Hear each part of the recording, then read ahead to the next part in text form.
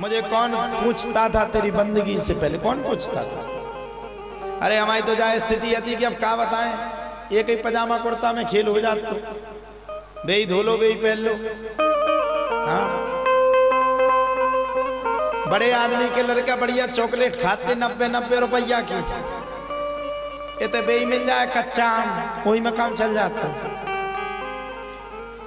और तो और जब तुम्हारे पास पैसा नहीं होता तो तुम्हारे रिश्तेदार भी होंगे जब पकड़ के नीचे कर दे। हम क्या कहें, अब हमारे रिश्तेदार सुनना हो तो सुन भी लो। हमारे तो रिश्तेदार भी हमसे मोह नहीं बोलते, भगा देते। किसान का लड़का, हमारा नाम था किसान का लड़का, यानी कि सबसे दरिद्र हम ही थे। उनके दिमाग में, बड़े आदमियों के दिमाग में था कि सबसे दरिद्र हम ही। और क्या बता, 4 व्हीलर गाड़ियों में हम लोगों को, जैसे कभी होता ना कोई रिश्तेदार आ जाते, वो कहीं जा रहे हो, अब ये नहीं कहेंगे कौन आ जाते, नहीं तो भी ज्यादा चेट जाते, तो होता ना कि उनकी 4 व्हीलर हो तो सबरे बैठ जाते। हमारे रिश्तेदार किया, हम लोगों को भी शौक था, हम लोग बैठ जाते थे तो हम लोगों को पकड़ करके नीचे उतार दिया जाए, उतरो, इतनी औकात तुम्हारी, पूरी गाड़ी गंदी कर दोगे। हाँ हकीकत, ब्यास गद्दी से कह रहे, झूठ बात कहीं नहीं है। नीचे उतारते थे। और सुनो, हमारी हंसी उड़ाते थे। हम टीकमगढ़ में गोपाल मंदिर स्कूल में पढ़ते थे। टीकमगढ़ में एक गोपाल मंदिर सरकारी स्कूल है।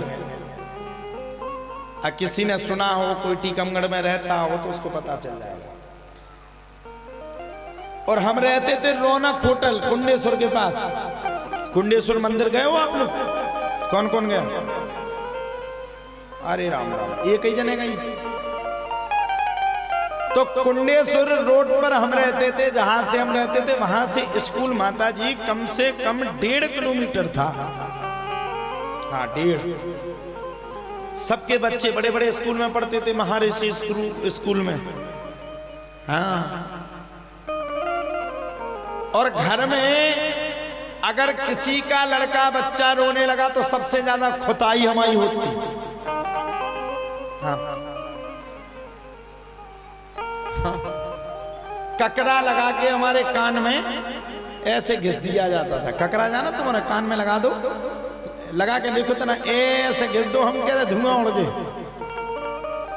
किसी का भी बच्चा, अब जो सुनना होंगे वो समझ जाएंगे, कल सुनेंगे वो समझ जाएंगे। किसी का भी बच्चा अगर रोने लगा तो समझ लो लट्ठामई में पड़ने कितने हुए हम। ये स्थिति थी। बकन्नी लगा गरीब की जोरू, गांव भर की भौजी, वो स्थिति थी। बिल्कुल हकीकत की बात है वो। अच्छा, जैसे हम शांत भी बैठे, किसी से कुछ नहीं कह रहे, उन्हें कह दिया ऋषि भैया ने मारा हमें, ऋषि भैया ने मारा। अब समझ लो तो ऋषि भैया की खुताई शुरू, दे तेरे का, दे तेरे का, दे तेरे का, लाल करने को मार देते। क्यों? हमारे मम्मी पापा हमारे साथ नहीं रहते थे। क्यों? हमारे पास इतना पैसा नहीं था। क्यों? हमारे पास व्यवस्था नहीं थी। क्यों? हम सब लोग परेशान रहते थे। क्यों? हम सब लोग हैरान रहते थे। क्यों? हमारे माताजी इतनी पैसे वाले नहीं थे, पिताजी की माताजी को हम सबके साथ छोड़। और क्यों हम लोग माँ बाप के होते हुए भी अनाथों की तरह फिरते थे। अब आपका क्या बताएं, अब बताऊं तो एक और सुन लो। सबरे खाते दाल रोटी, दाल के साथ चावल, और चावल में घी, और घी के बाद शक्कर। हमको, हमारी बहन को, हम सब भाई बहन को दाल नहीं मिलती थी, दाल की धौन मिलती थी। दाल की धौन, हकीकत बात है। दाल होती ना, वो खत्म हो जाए फिर उसको हिला दो, धौन दे दो। धौन को डाल देते थे चावल में, शक्कर नहीं डालते, लेखा। और अगर हम लोगों ने अपने माता पिता से शिकायत कर दी कि दाल की धौन मिलती है तो उल्टी शिकायत कर देते थे कि उसको तो पढ़ना नहीं है, सो बहाना बनाता है। हमारे पिताजी किसान थे, जितनी किसानी आती थी सब वही। हम परिवार की बात नहीं कर रहे, हम तो ये बता रहे कि गरीबी की क्या परिस्थिति होती। और बस 10 बजे स्कूल होता था तो 8 बजे बैग टांग देते थे, जाओ पैदल। अब बताओ 2 किलोमीटर, 5 साल का लड़का 2 किलोमीटर कैसे पैदल जाएगा भैया? वो तो पड़ गो, ये कई दिनों में पड़ जाए। तो हम क्या करते थे, मोटरसाइकिल वालों से लिफ्ट मांगते थे, भैया हमें लो बात, चलो 10 मोटरसाइकिल में से एक आध रुका ली तो ठीक है, और नहीं रुकाई तो फिर पूरे दिन 2 घंटा में पैदल पहुंचना, फिर 2 घंटा वहां से पैदल आना, और रिश्तेदारों का वही मजाक उड़ाना। कहे कौन से स्कूल में पढ़ते हो? हम कहें गोपाल मंदिर में। वाह, जय हो प्रभु।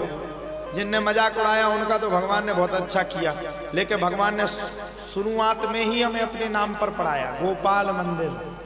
भगवान ने पहले कह दिया, तू किसी और का पुजारी नहीं है, तू मेरा पुजारी है, चिंता मत कर, तेरा उद्धार मैं कर दूंगा।